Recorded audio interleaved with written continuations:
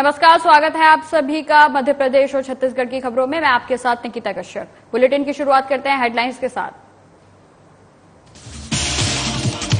कवर्धा में मंत्री मोहम्मद अकबर ने लोगों को किया संबोधित। धान खरीद पर सरकार के फैसले का किया गया स्वागत। कहा, भूपेश सरकार किसानों के हितों के बारे में है सोचती। गरियाबंद में अनिश्चितकालीन हड़ताल पर पटवारी संघ कई बार शासन से लगा चुके हैं गुहार। 8 सूत्रीय मांगों को लेकर जारी हड़ताल। कवर्धा में श्री विष्णु महायज्ञ में शामिल हुए मंत्री मोहम्मद अकबर। प्रदेश की सुख शांति और समृद्धि की कामना। रायगढ़ में ग्रामीण ने किया एसडीएम कार्यालय में प्रदर्शन। बदहाल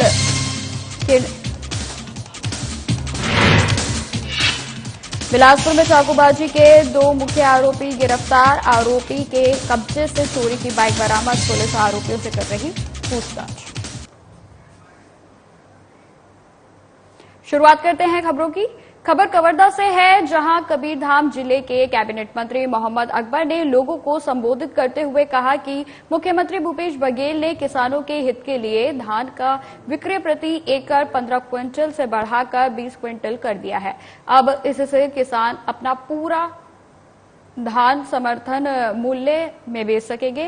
साथ ही आपको बता दें कि उन्होंने यह भी कहा कि छत्तीसगढ़ पहला ऐसा राज्य है जहां भूमिहीन कृषि मजदूरों को प्रतिवर्ष 7,000 रुपए की राशि सरकार की तरफ से राजीव गांधी भूमिहीन कृषि मजदूर योजना के तहत दी जाती है। साथ ही मंत्री ने कहा कि सरकार आगे भी ऐसे कार्य करती रहेगी।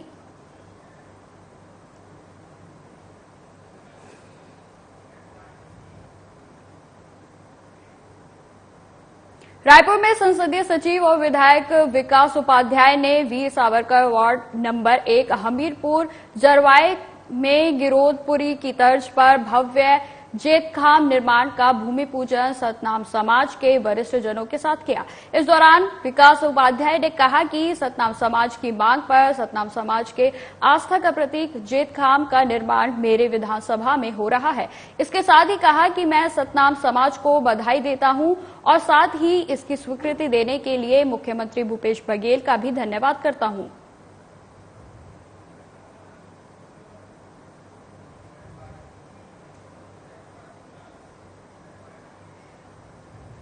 खबर भोपाल से है, जहां कांग्रेस अध्यक्ष कमलनाथ का बयान सामने आया है। उन्होंने कहा है कि कर्नाटक में बीजेपी की ओर से भगवान बजरंगबली के नाम का दुरुपयोग करने का भरपूर प्रयास किया गया।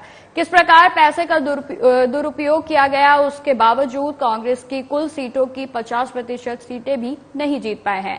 वहीं आपको बता दें कि 65 सीटों पर ही वह समट कर रह गए। वहीं उन्होंने कहा कि मैंने केरल स्टोरी नहीं देखी है और इस विषय में ज्यादा जानकारी नहीं, लेकिन आम मतदाता अब बहुत समझदार हो चुका है। वह समझ रही है कि धार्मिक मुद्दों को राजनीतिक मंच पर बीजेपी लेकर आ रही है और अपने कार्यकाल का हिसाब नहीं दे रही है। दक्षिण ने उत्तर को दिशा दिखाई और इससे बात साबित हो गई कि कहां कैसे किसकी चलती है। मैं तो सबसे ज्यादा बधाई कर्नाटक के मतदाताओं को देता हूं कि बीजेपी ने हर चीज का उपयोग किया। बजरंगबली से लेके तरह तरह के रोड शो, तरह तरह की नुक्कड़ सभा, इतना पैसा, इतनी पुलिस, इतना प्रशासन, ये सब बीजेपी ने ऐसा कोई हथकंडा नहीं था जो उन्होंने नहीं अपनाया और वो कांग्रेस के 50% में भी नहीं पहुंची। ये कर्नाटक ने, मैं सोचता हूं कि एक बहुत बड़ा उदाहरण है कि आज के मतदाता कितने समझदार हैं। अब खबर बिलासपुर से है, जहां सीएम भूपेश बघेल के निर्देशन पर त्वरित अमल करते हुए जिला प्रशासन ने बिल्हा ब्लॉक के गांव बांका के विजेता खिलाड़ियों को सम्मान राशि का वितरण किया। आपको बता दें, ब्लॉक स्तर पर विभिन्न खेलों में जीते 34 खिलाड़ियों को नियमानुसार 30,250 रुपए वितरित किए गए। दरअसल गांव बांका की खो खो खिलाड़ी प्रतिभा मरकाम ने बेलतरा में 12 मई को आयोजित भेंट मुलाकात कार्यक्रम में सीएम भूपेश बघेल से संवाद किया था। इस दौरान प्रतिभा ने छत्तीसगढ़िया खेलों के आयोजन के लिए सीएम को बधाई दी। उन्होंने यह आयोजन हर साल कराने का भी आग्रह किया। साथ ही उन्होंने यह भी जानकारी दी कि उन्हें मिलाकर गांव के कुछ प्रतिभागियों को पुरस्कार राशि नहीं मिल पाई है, जिसके बाद सीएम के निर्देशन पर कलेक्टर ने मामले की तत्काल जांच कराई, जिसमें जांच में मामला सही पाया गया। वहीं आपको बता दें कि जनपद पंचायत के अधिकारियों ने गांव बांका पहुंचकर प्रतिभा मरकाम सहित सभी विजेता खिलाड़ियों को पुरस्कार राशि का वितरण किया है।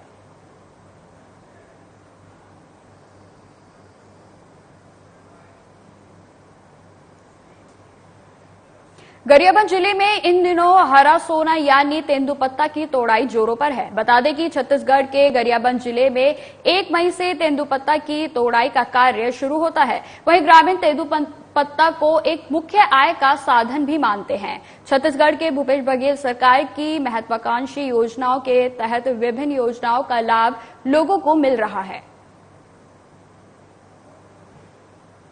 पत्ता योजना से सबसे पहले आप बताना चाहूँ कि ये हरा सोनक नाम से जाने जाते हैं अपन छत्तीसगढ़ में। और हरा सोनक साथ साथ एला अभी वर्तमान में भूपेश सरकार जब से 2019 से सत्ता में आए हैं तब से ये तेंदुपत्ता का रेट है हमारे 400 सैकड़ा यानी मानक बरा 4,000 रुपया प्रति मानक बरा। साथ ही साथ उकर से हमला जो बोनस है एक पढ़े लिखे अगर हमारे संग्राहक परिवार के बच्चा मन हाँ तो ओला 9वीं से लेकर 12वीं तक की जो योजना है तो 10वीं और 12वीं में भी मेधावी छात्रवृत्ति मिलते, प्रतिभाशाली छात्रवृत्ति मिलते, व्यावसायिक छात्र मिलते, गैर व्यावसायिक छात्र मिलते, जो अलग अलग योजना है।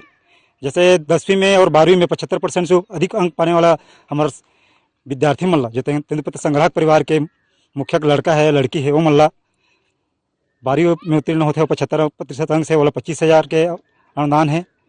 10वीं में जो 75% से अधिक अंक मिलते वाला 15,000 के अनुदान है। बिलासपुर पुलिस अधीक्षक संतोष सिंह के आदेशानुसार यातायात अब पुलिस अधीक्षक संजय साहू द्वारा ऐसे बाइक और बुलेट जिसमें मॉडिफाइड साइलेंसर वाले वाहनों पर मोटर व्हीकल एक्ट के अंतर्गत निरंतर कार्रवाई की जा रही है। आपको बता दें वहीं पुलिस ने मंगला, सरकंडा, पुराना बस स्टैंड, महाराणा प्रताप चौक और श्रीकांत वर्मा मार्ग बीट प्रभारियों को निर्देशित किया है कि मॉडिफाइड साइलेंसर लगे वाहनों पर तत्काल कार्रवाई की जाए। बता दें कि अब तक कुल 37 बुलेट बाइक पर कार्रवाई की गई है और ऐसी कार्रवाई निरंतर जारी रहेगी। जिले में जैसे आम नागरिकों से शिकायतें प्राप्त होती है कि मॉडिफाइड साइलेंसर जो कि कर्कश आवाज निकालता है जिससे लोग परेशान होते हैं और बिना नंबर की जो गाड़ियां चलती हैं और नाबालिग छोटे बच्चे जो गाड़ियां चलाते हैं उसकी लगातार शिकायत प्राप्त होने पर पुलिस अधीक्षक महोदय को अवगत कराते उनके निर्देशन पर इसको एक ऑपरेशन के रूप में चलाया जा रहा है। जितने भी शहर में मॉडिफाइड 2 व्हीलर गाड़ियां जिस पर मॉडिफाइड साइलेंसर लगे हुए हैं मॉडिफाइड साइलेंसर की जब्ती की जा रही है और नया साइलेंसर जो उनके नॉर्म्स के हिसाब से उसको लगाया जा रहा है उसको फाइन काटा जा रहा है। उसी प्रकार बिना नंबर की जो गाड़ियां ला रहे हैं तो बिना नंबर की गाड़ियों को थाने लाया जा रहा है, पहले उस पर नंबर लिखवाया जा रहा है, उसके बाद उसका फाइन काटा जा रहा है। खबर डोंगरगढ़ से है जहां पुलिस ने अवैध शराब कारोबारियों पर कार्रवाई की है। बता दें कि पुलिस को मुखबिर की सूचना मिली थी कि पुलिस ने गांव मुरमुदा निवासी शुभम चंद्राकर, जितेंद्र और विकल भाटिया अपने घर में शराब बेच रहे हैं, जिसके बाद पुलिस ने तत्काल मौके पर पहुंचकर दबिश दी और पुलिस ने आरोपियों को गिरफ्तार कर जेल भेज दिया। साथ ही पुलिस ने आरोपियों के कब्जे से 49 पौवा देशी शराब बरामद की है। फिलहाल पुलिस आगे की कार्रवाई में जुट गई है।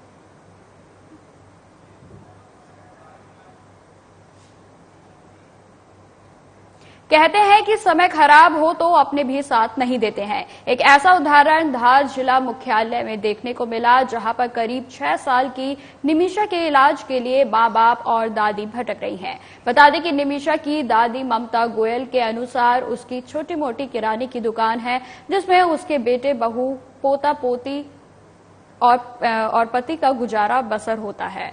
वहीं 1.5 साल पहले सब कुछ ठीक चल रहा था, पर अचानक उनकी पोती निमिषा अचानक बीमार हो गई और उसके इलाज के लिए गुजरात और मध्य प्रदेश के इंदौर में बीते 15 महीने से भटक रहे हैं। आपको बता दें, वहीं दादी के अनुसार निमिषा को एक ऐसी बीमारी है जिसका इलाज कब तक चलेगा, यह खुद डॉक्टर भी नहीं बता पा रहे हैं। सुनवाई से अभी हमारी जो एप्लीकेशन दी थी हमने जन सुनवाई में, वो रद्द हो गई है। तो यूं कह रहे हैं कि वो डॉक्टर का स्टेटमेंट लाइए, उस बेस पे हम लोग करेंगे। इसका है निमिषा गोयल। अच्छा, तो ये कितने साल से बीमार है? ये 1.25 साल से बीमार है। अच्छा, तो इसका इलाज करवाया आपने? इलाज अभी 1.25 साल तक तो हमारे से जो बना सर, छोटी मोटी दुकान वाले हम लोग जितना बना इतना करवाया। अभी इसकी बीमारी ऐसी है जो अनलिमिटेड है, कभी कब तक चलेगी इसका कोई डॉक्टर बता नहीं रहे हैं। लंबी बीमारी है इसकी। तो कान गिरवे रखा हुआ है, रकम बेची हुई है, छोटी सी दुकान है हमारी, थोड़ा बहुत कर्जा लेके करा। अच्छा, अब क्या चाहते हो आप शासन से? हम थोड़ी बहुत सहायता चाह रहे हैं कि तो बच्ची का इलाज हो जाए, कि हमको थोड़े आर्थिक सहायता मिल जाए। अब उसकी बीमारी में पैसा बहुत लगता है, उसमें कम से कम 15 से 20 हजार रुपए तो उसका महीने का खर्चा है। खबर गरियाबंद से है, जहां चुनावी वर्ष में विभिन्न शासकीय कर्मचारी संगठन लगातार हड़ताल कर रहे हैं। वहीं सभी संगठनों को चुनावी वर्ष में अपनी समस्याओं का समाधान चाहिए। सभी को अपनी मांगे भी इसी वर्ष मनवाना है। इसी कड़ी में छत्तीसगढ़ राजस्व पटवारी संघ के बैनर तले प्रांतीय आह्वान पर जिले के पटवारी संघ जिला अध्यक्ष विजय सोनी के नेतृत्व में आज से अनिश्चितकालीन हड़ताल में नगर के गांधी मैदान में धरने पर बैठे पटवारियों ने शासन के सामने 8 बिंदुओं में अपनी मांगों को रखा है। वहीं पटवारी संघ के अनुसार इससे पहले अपनी मांगों को लेकर राज्य शासन के सामने कई बार पत्राचार भी किया गया, लेकिन उनकी मांगों को नहीं सुना गया। पटवारी संघ छत्तीसगढ़ के प्रांतीय आह्वान पर आज जिला गरियाबंद के सही पटवारी 15 मई 2023 को अपने 8 सूत्री मांगों को पूरा कराने के लिए अनिश्चितकालीन आंदोलन में बैठ रहे हैं। और जब तक ये मांगे पूरी नहीं होती तब तक राजस्व पटवारी संघ के सभी पटवारी सभी सदस्य अनिश्चितकालीन हड़ताल पर रहेंगे। और एक बात और है कि हम इस बार अनुशासन के आधार पर इस आंदोलन खत्म नहीं करेंगे जब तक कि हमारी मांगे पूरी नहीं होती। तो आपको बता दें कि पटवारियों के द्वारा जो है लगातार हड़ताल की जा रही है। आपको बता दें कि इनका कहना है कि आपको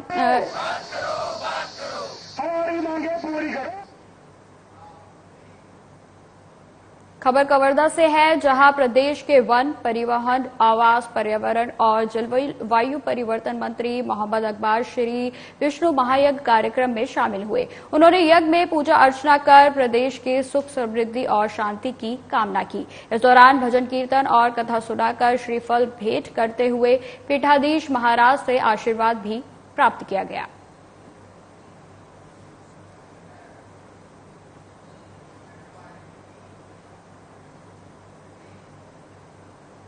खबर रायगढ़ से है, जहां राजस्व पटवारी संघ प्रदेश स्तरीय अनिश्चितकालीन हड़ताल पर उतर आए हैं। बता दें कि संघ की 8 सूत्रीय मांगे हैं। आपको बता दें जिसमें वेतन, संगति, विभागीय पदोन्नति, अतिरिक्त प्रभार सहित कई मांगे शामिल हैं। बता दें कि आज से 2.5 साल पहले भी पटवारी संघ अपनी इन्हीं मांगों को लेकर हड़ताल पर था, जब राजस्व मंत्री जय सिंह अग्रवाल ने संघ की लगभग सभी मांगों को पूरा करने का आश्वासन दिया था, पर आज तक भी संघ की कोई भी मांगे पूरी नहीं की गई।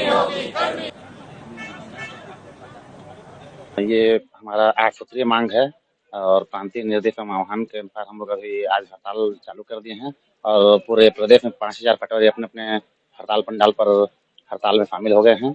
हमारा जो 8 सूत्रीय मांग है, ये जब तक पूरा नहीं हो जाता या जब तक प्रांत से निर्देश प्राप्त नहीं हो जाता तब तक हड़ताल ऐसा ही संचालित रहेगा।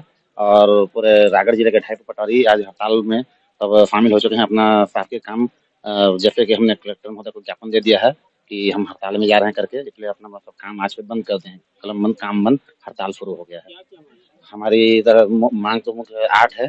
पहला, वेतन विसंगति क्या है। अब पटवारी के पास काम इतना अधिक हो गया, पहले केवल पटवारी फील्ड कर्मचारी होता था, अब वो फील्ड कर्मचारी के साथ साथ वह कंप्यूटर में मतलब टेक्निकल काम भी कर रहा है, इसलिए वेतन बढ़ाने के लिए बोल रहे हैं, 28 को ग्रेड पे करने के लिए। आज से हम लोग अनिश्चितकालीन हड़ताल पे हैं। हमारी कुछ समस्याएं हैं, मांगे हैं, उसके संबंध में हम लोगों ने पूर्व में ही शासन को किसी भी साधन से अवगत कराया था, जिसके संबंध में अभी तक कोई शासन का ध्यान आकृष्ट नहीं हुआ है। इसलिए आज से हम लोग अपनी मांगों को लेके यहाँ पर हड़ताल पे बैठे हैं। जब तक हमारी मांगे पूरी नहीं हो जाएंगी तब तक हम लोग यहाँ पर हड़ताल में डटे रहेंगे। हड़ताल 8 सूत्री मांगों को लेकर है।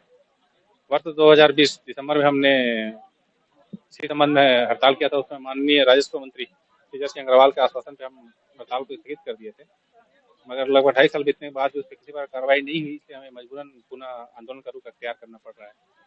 वर्तमान में हमारी मांगे मुख्य रूप से वेतन विसंगति है, वरिष्ठता के आधार पर पदोन्नति के लिए हम मांग कर रहे हैं, मुहैया कार्यक्रम के संचालन हेतु आवश्यक संसाधन की मांग कर रहे हैं, मुख्यालय निवास की बाध्यता समाप्त करने संबंधी मांग है हमारी, और वरिष्ठ इसके अलावा जो बिना जांच के जो बिना विभागीय जांच की FIR जो दर्ज किया जाता है पटवारी पर, उसको न किया जाए, इसके लिए भी हम प्रयासरत हैं। अब खबर बिलासपुर से है, जहां शहर के गांधी चौक पर बीते दिनों खुलेआम चाकूबाजी करने वाले मुख्य आरोपी को पुलिस ने गिरफ्तार करने में सफलता हासिल की है। आपको बता दें कि आरोपी सरफराज के पास से 2 चोरी की बाइक भी बरामद की गई है।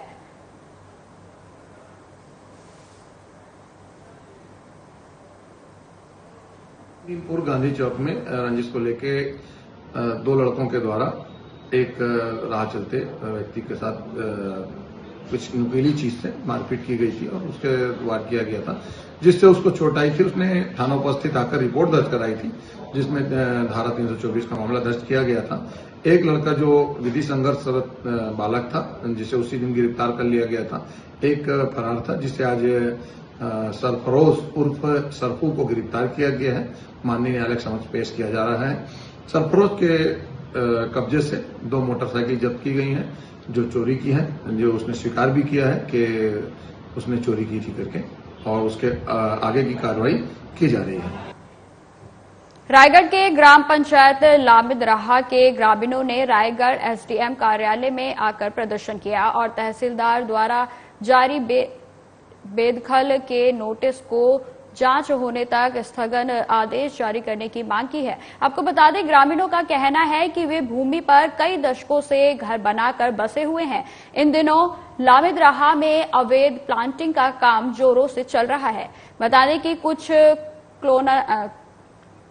क्लोनाइजर के दबाव में आकर उन्हें बेदखली के नोटिस जारी कर दिए गए हैं। ग्रामीणों की मांग है कि जिन लोगों को बेदखली के नोटिस जारी किए गए हैं, उनकी जमीन की सही तरीके से जांच कर ली जाए।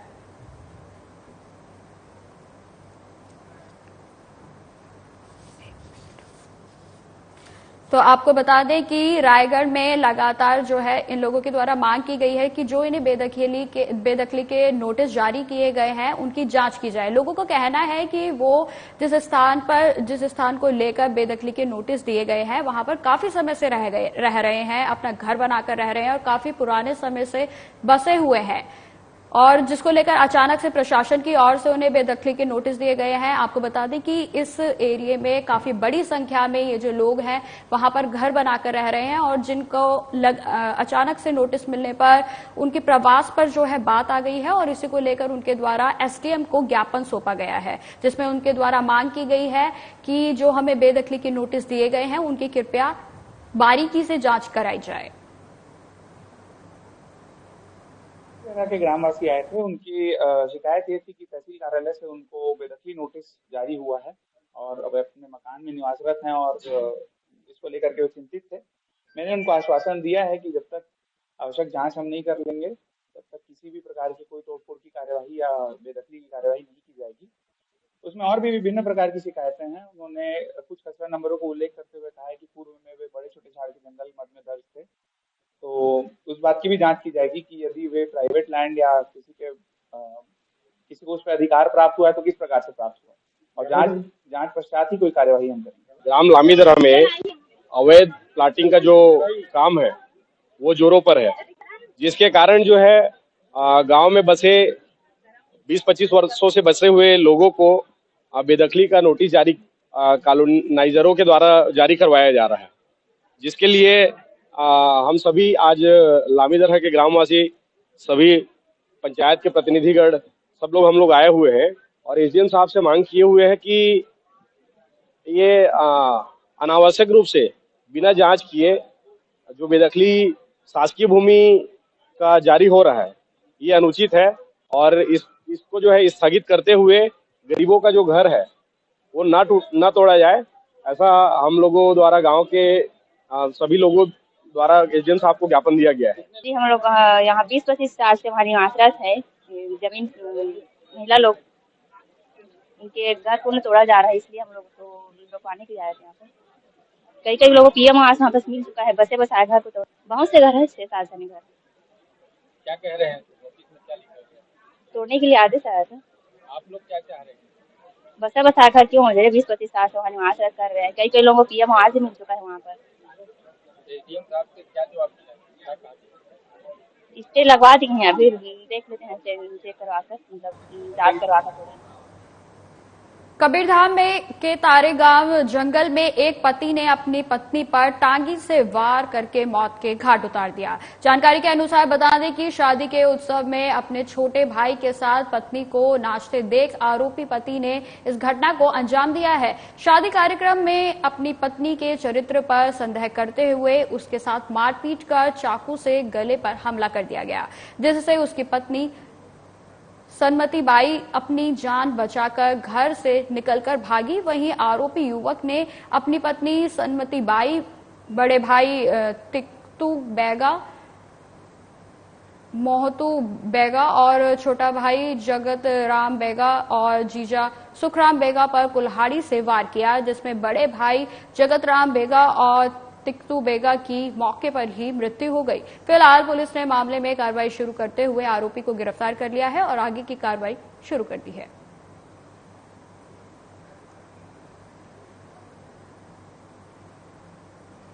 खबर इंदौर से है, जहां के बाणगंगा थाना क्षेत्र में एक नाबालिग के साथ अपहरण का मामला सामने आया है, जिसमें नाबालिग ने अपने अपहरण होने की जानकारी परिजनों को दी थी, जिसके बाद पुलिस ने नाबालिग को धर्मपुरी से बरामद किया।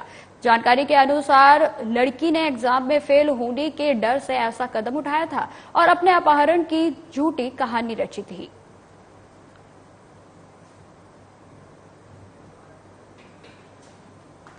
तो आपको बता दें कि बीते कुछ दिनों पहले जो है 12वीं का एग्जाम रिजल्ट आया था, जिसके चलते कई छात्रों को सफलता मिली तो कहीं ना कहीं कई छात्रों को असफलता का सामना करना पड़ा। और ये एक ऐसा मामला इंदौर से सामने आया जहां छात्रा ने अपने एग्जाम में फेल होने के डर से अपने ही अपहरण की झूठी साजिश रच डाली, जिसमें उसने पहले तो अपहरण करवाया और जिसके बाद इसकी जानकारी खुद अपने परिजनों को दी, और जिसके बाद पुलिस ने मामले का खुलासा करते हुए जिसमें पाया गया कि ये पूरी जो कहानी थी वो प्री प्लान थी और लड़की ने खुद ही अपना अपहरण करवाया था। उसकी स्टोरी कुछ अजीब सी लग रही थी, क्योंकि उसका कहना था कि मैं खेत में बैठी हुई थी। उसके जब कपड़े देखे तो कपड़े बिल्कुल साफ थे, ऐसा लग ही नहीं रहा था, बिल्कुल झकाझक कपड़े पहने हुए थे उसने। फिर उसके हाथ में वो एक नाड़ा बंधा हुआ था। वो नाड़ा उज्जैन में जो महाकाल मंदिर में बीच में पंडित जी बैठते हैं वो बांधते हैं, उस बड़ा स्पेसिफिक बनता है वो, तो अलग समझ में आता है। फिर उसकी तलाशी ली गई महिला सब इंस्पेक्टर के द्वारा, तो उसकी जेब से एक टिकट भी निकली। तो फिर लड़की को थोड़ा सा सख्ती से जब पूछताछ की गई तो लड़की ने बताया कि उसके साथ जो घटना घटी जैसा वो बता रही है ऐसा कुछ नहीं हुआ है। वो फेल होने के डर से उसने अपहरण की अपनी कहानी बनाई थी, जिसमें घर वाले नाराज ना हो। तो घर वालों की सहानुभूति के प्राप्त करने के लिए उसने ऐसा एक क्रम रचा। इंदौर के विजयनगर पुलिस ने शेयर मार्केट में इन्वेस्टमेंट कर पैसा डबल करने के आश्वासन देकर धोखाधड़ी करने वाले एक दंपत्ति को गिरफ्तार किया है। वही मामला दर्ज होने के बाद से ही आरोपी फरार चल रहा था और उसके बाद पुलिस ने मुखबिर की सूचना पर मिलते ही जिसके बाद पुलिस ने इन आरोपियों को गिरफ्तार कर पूरे मामले की जांच शुरू कर दी है। दिसंबर 2022 में हमारे द्वारा एक प्रकरण पंजीबद्ध किया गया था, जिसमें 420 और 406 के तहत अपराध पंजीबद्ध हुआ था, जिसमें लगभग 25 पीड़ित एक साथ आकर उन्होंने एक आवेदन प्रस्तुत किया था, जिसमें उनके द्वारा आरोपी हेमंत परियार और ज्योति परियार जो लछुड़िया क्षेत्र के रहने वाले हैं, ये लोग धोखाधड़ी उनके साथ किए थे। पीड़ित व्यक्तियों का कहना था कि शेयर मार्केट में निवेश करने के नाम पे, फॉरेक्स ट्रेडिंग के नाम पे और विभिन्न कंपनियों में निवेश करने का प्रलोभन देकर पैसा कम समय में जल्दी डबल करने को लेकर इनके द्वारा जो प्रलोभन दिया गया था, बाद में उनका पैसा खाके ये दोनों लोग भाग गए थे। ये लोग ऑफिस या घर भी गए, तब भी उनको कोई संतुष्टिपूर्वक जवाब न मिलने पर इन्हें प्रकरण पंजीबद्ध कराया था। हमें कल सूचना मिली थी कि ये लोग घर पे हैं, उसी के तहत मेरे द्वारा टीम भेजी गई थी। टीम के द्वारा इन दोनों आरोपियों हेमंत और ज्योति परियार को गिरफ्तार किया गया है और इसके बाद इन आरोपियों पे विवेचना में जो इनके द्वारा किया गया था उसके तहत 67, 68, 71 की धाराएं भी बढ़ी हैं। आरोपियों का पुलिस रिमांड हमारे द्वारा आज लिया जाएगा, उनको आज कोर्ट में पेश किया। फिलहाल इस बुलेटिन में इतना ही। खबरों की और भी जानकारी के लिए बने रहे हमारे साथ। नमस्कार।